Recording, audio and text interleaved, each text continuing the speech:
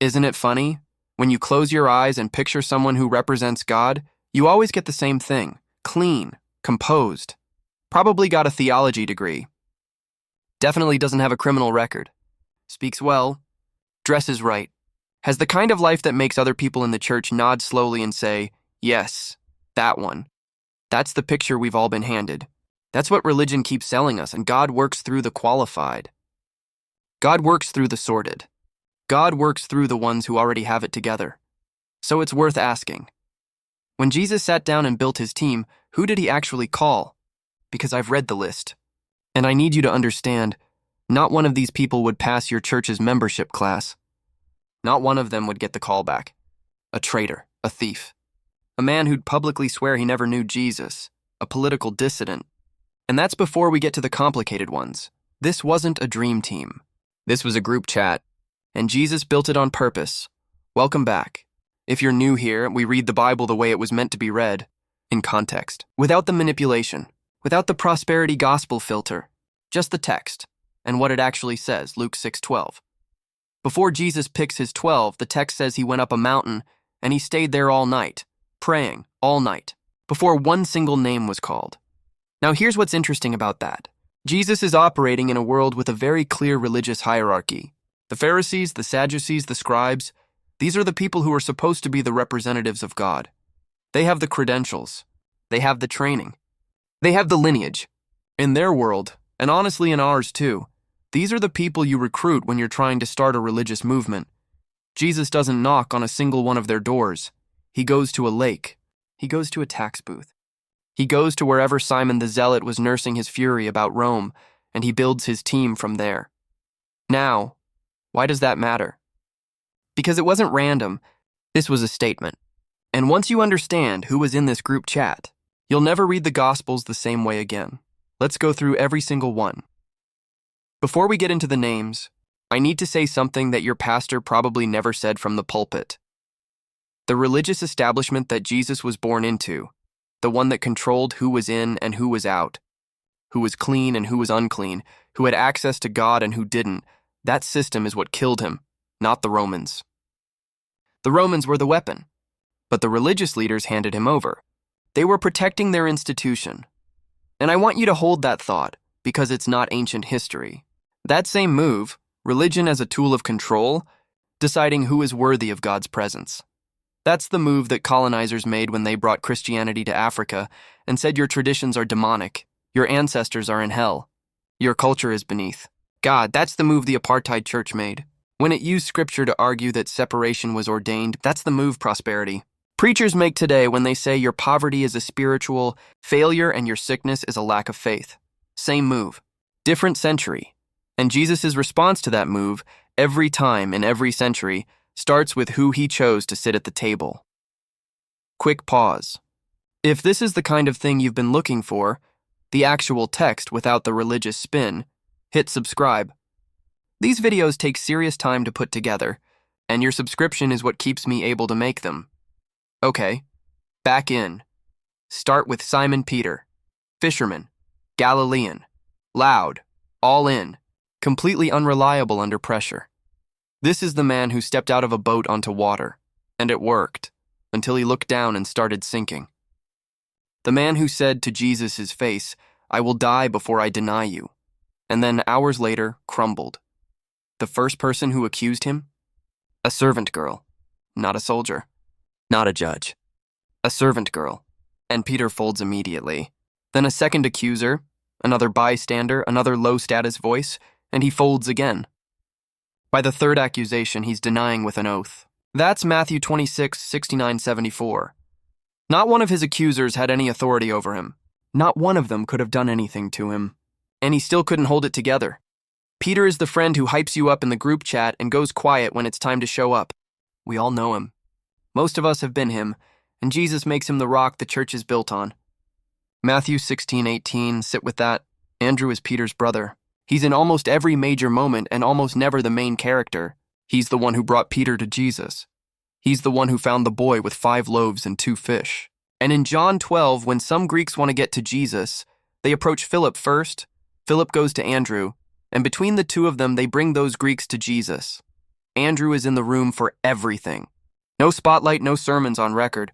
Just, here's someone you should meet. Andrew is what faithfulness looks like when it's not trying to be famous. Now we get to my personal favorites. Jesus gives these two a nickname. Boanerges, sons of thunder. Mark 3:17.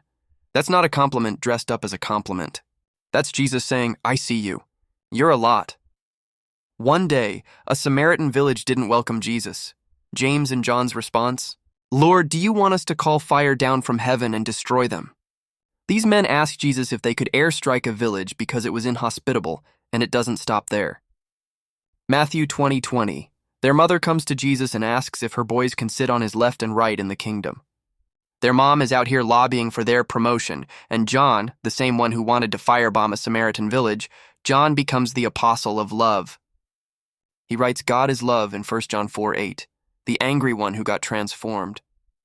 That arc is the whole gospel in one person. Philip does the math on the bread before the feeding of the 5,000. Jesus asks him, where can we buy food for all these people? And Philip immediately starts calculating. 8 months' wages wouldn't be enough, John 6:7. He's running the budget spreadsheet while a miracle is about to happen. And later, after 3 years with Jesus, Philip says, show us the Father, and that will be enough for us. 3 years. John 14:8. Philip is the friend who needs the receipts before he can believe anything. We keep him around because he keeps us honest. Bartholomew, also called Nathaniel, his first recorded words about Jesus are, can anything good come out of Nazareth? John 1:46, he hadn't met Jesus yet. He was already writing him off. Jesus hears this and says, here is a true Israelite in whom there is no deceit. John 1:47. Jesus respected the hater, because at least the man said what he thought out loud. He didn't perform. Jesus can work with honest doubt. What he can't do much with is religious performance. Thomas has been called Doubting Thomas for 2,000 years. The church has used him as shorthand for weak faith. I want to rehabilitate his name right now. Go back to John 11. Jesus announces he's going back to Judea, back into the territory where people literally just tried to stone him. The disciples are saying, Rabbi, not long ago the Jews tried to stone you and you're going back? Thomas's response, let us also go that we may die with him. John 11:16. That is not a doubter. That is a ride or die. That's the one who says, I don't know how this ends, but I'm not leaving. After the resurrection, Thomas wasn't there when Jesus first appeared. The other 10 saw the risen Jesus, physically, with their eyes. Thomas asked for the same evidence they already received and got named for it forever. Church used Thomas to shame people for asking questions. What the text actually shows is a man who asked for the same proof everyone else got, and when he got it, said, my Lord and my God, John 20:28. The most complete confession of faith in the whole gospel. Doubt that stays honest enough to keep showing up isn't weak faith. It's the strongest kind there is. Now we get to the one who should not have been in the room. Matthew, also called Levi, was a tax collector. In first century Judea, that wasn't just a job. Roman taxation was essentially an extraction system built on occupation. Tax collectors were Jewish men who collaborated with the empire, collected money from their own people, often skimming extra on top, and handed the rest to Rome. They weren't just unpopular. They were considered traitors, collaborators. Rabbinic tradition placed them in the same category as robbers and gamblers, barred from giving testimony in court.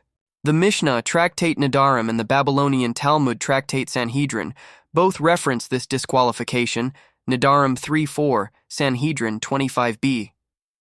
Matthew is sitting at his booth in Capernaum. Jesus walks past, 2 words, follow me. Matthew gets up and leaves. And then, that same night, he throws a dinner party. Not a quiet dinner, a party. All his sellout friends, all the other tax collectors, the people the religious community had already written off. He's introducing them to Jesus. Matthew 9:10. The first thing the man does after meeting Jesus is open his table to the people his world had already condemned. That's not coincidence. Matthew knew exactly what it felt like to be told you're too dirty for God's presence. He wasn't going to keep that door closed for anyone else. James, son of Alphaeus. We have his name. That's it. No stories. No recorded words. No miracles attached to his name. He's in the list of 12 every time the list appears, and then silence. You don't have to be famous to be on the team. There is a place in this story for the one who just showed up, whose name is written down without a story attached. Sit with that for a second. Thaddeus, 3 names across different gospel accounts, which already tells you how uncertain the tradition was about him. 1 line in the entire Bible, John 14:22. Lord, why do you intend to show yourself to us and not to the world? 1 question. And Jesus gives him one of the most profound answers in the Gospels, that the divine reveals itself through love and faithfulness, not through spectacle. Not through signs and wonders designed to produce belief through fear. John 14:22-23. 1 question from someone history nearly forgot pulled one of the most beautiful answers Jesus ever gave. Your ordinary question might be doing more than you think. Now, Simon the Zealot. This is where the group chat becomes genuinely dangerous. 1st century Judea was a pressure cooker. Roman occupation had been grinding the Jewish population for decades, heavy taxation, military presence, the constant humiliation of living under foreign rule on land your people considered sacred. And within that pressure cooker, Jewish responses to Rome ran a wide spectrum. Some negotiated, some collaborated, some prayed and waited, and some organized resistance. Simon's epithet, the zealot, places him on the resistance end of that spectrum. The precise nature of that resistance, whether it was a formal political affiliation or simply a burning personal conviction, scholars debate. But the word zealot in that context carried real political weight. It put you on one side of the central question of your generation. Do you accommodate Rome, or do you fight it? Matthew's tax booth put him on the exact opposite side of that line. Tax collectors were the human face of Roman extraction. Every denarius Matthew collected was a denarius squeezed from people Simon would have died to liberate. In the political geography of 1st century Judea, these 2 men stood on opposite sides of the most explosive fault line of their world, and Jesus prayed all night and then put them both in the same room. He made them eat together, travel together, sleep in the same camps, watch Jesus do the same miracles with the same eyes. This is not a Sunday school detail. This is the point. Rome's occupation created both men. The same colonial machinery that put a boot on Simon's neck gave Matthew a booth to sit in. One man found a way to survive inside the system. The other directed his rage against it. And both of those responses, the collaboration and the resistance, were products of the same oppression. Jesus didn't arbitrate between them. He didn't ask Simon to respect Matthew's choices or ask Matthew to apologize for his. He sat them down at the same table and said, "You're on the same team now. If your faith can't survive a table with someone who represents everything you've been fighting, it's not the faith Jesus was building." The team itself was the theology, and then there's Judas. The name Iscariot, the most common reading among scholars, traces it to Ishkarioth, meaning man of Kerioth, a town in Judea. If that etymology holds, he's the only non-Galilean in the group. An outsider among outsiders. It's the dominant interpretation, though not the only one. Other proposals exist, so hold it as the most likely reading, not a certainty. He was the group treasurer. John 13:29, John 12:6 tells us he was stealing from the fund.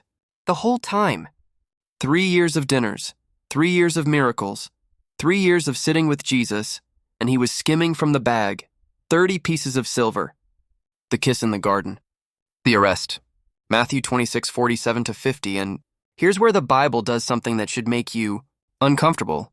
There are 2 different accounts of how Judas died. Matthew 27 says he threw the money back at the priests, went out, and hanged himself. Acts 1 says he bought a field with the money, fell headlong in it, and his bowels burst open. 2 different accounts in the same Bible. That contradiction is in the text. You're allowed to notice it. But here's the question that matters more. John 6:70. Well before the betrayal, earlier in the ministry, Jesus says to his disciples, "Have I not chosen you, the 12? Yet one of you is a devil." He knew. He said it out loud, and then kept walking. He kept him in the chat anyway. I'm not going to resolve that for you. That's one of those questions you have to sit with for a long time before it starts to open up. Why does God keep the betrayer at the table?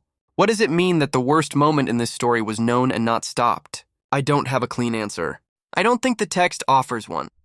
But I think the question itself is doing something. Look at this roster. A denier. Two hotheads who wanted to airstrike a village. A man who needed spreadsheets to believe in miracles. A certified hater.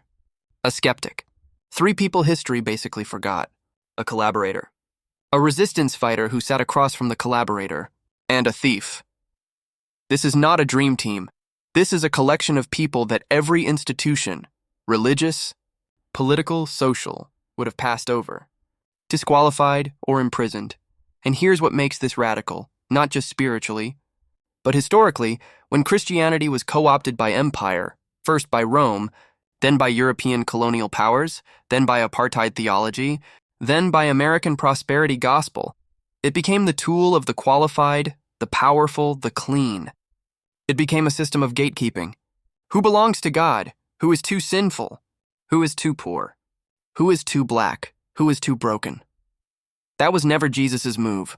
The whole point of the roster, the deliberate, prayed-over all-night roster, is that Jesus went exactly where religion said God wouldn't go. To the collaborators.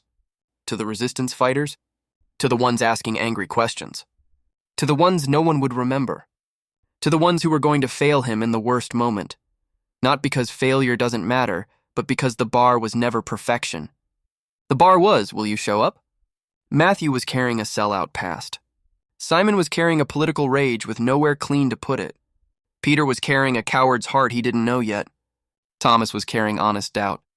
Judas was carrying whatever Judas was carrying, and every single one of them got the same two words. Follow me. The religious systems that have been built in Jesus' name, colonial Christianity, apartheid theology, prosperity gospel, they all share one thing. They all have a list of who qualifies, who's clean enough, faithful enough, successful enough, doctrinally correct enough to be used by God. The 12 say something different, Jesus built the church on a man who crumbled under questioning, from strangers in a courtyard, and a man who had been robbing his own people for years. He kept the betrayer at the table until the end. He put a Roman collaborator and a resistance fighter in the same room and called it his ministry. That's not a comfortable theology. It's not a theology that can be used to sell you a blessed life in exchange for a seed offering, but it might be the most honest theology there is. The question I want to leave you with, and I mean it genuinely, not as a rhetorical close. If Jesus were building his team today, in your city, from your community, who would he add to the chat that your church would turn away? Sit with that. See you in the next one.